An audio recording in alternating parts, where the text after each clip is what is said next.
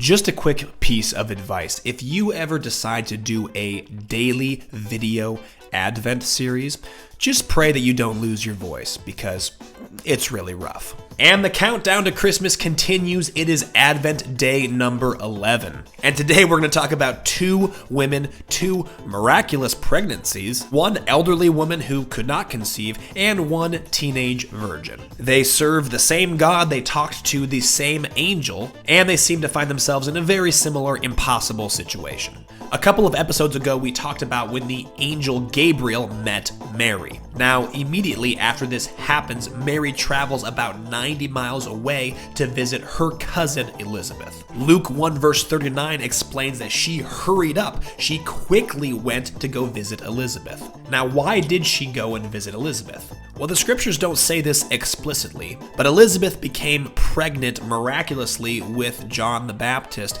before Mary became pregnant miraculously with Jesus. And because Elizabeth and Mary were cousins, news would have spread about Elizabeth's miraculous pregnancy. So that makes a lot of sense for Mary. She becomes miraculously pregnant. So who should she go to? Well, probably a relative who just became miraculously pregnant. And verses 41 and 42 describe what happens when Mary and Elizabeth met. When Elizabeth heard Mary's greeting, the baby leapt in her womb, and Elizabeth was filled with the Holy Spirit. In a loud voice, she exclaimed, "Blessed are you among women, and blessed is the child you will bear." Okay, a couple of really wonderful things just happened. The child who is inside of Elizabeth's womb leaps with joy, and Elizabeth is filled with the Holy Spirit. Even before Jesus or John the Baptist are born, the Holy Spirit is already at work. Remember, we talked about this during this Advent series, that John the Baptist's job is to make the way straight for Jesus. He's preparing Israel to receive the Messiah. That's his entire life mission. And this mission started at age negative a couple months. And here's something else that's interesting about Elizabeth's response. She is very excited, and she exclaims in a very loud voice that Mary is blessed among women.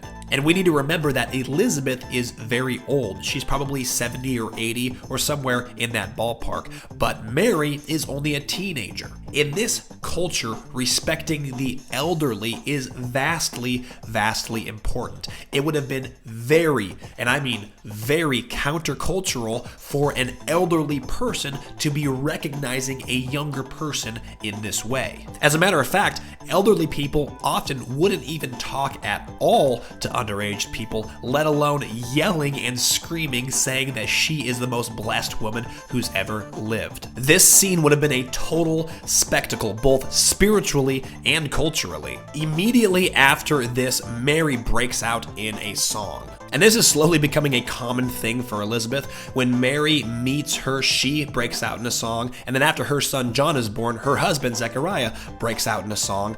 It's starting to feel a little bit like a Disney movie. Now, I'm not going to read this entire song in this episode, but a really cool tradition that some families do is they will read this song out loud on Christmas morning, bringing this whole Christmas season back to the fact that we are glorifying Jesus. We're glorifying the Lord, just like Mary did.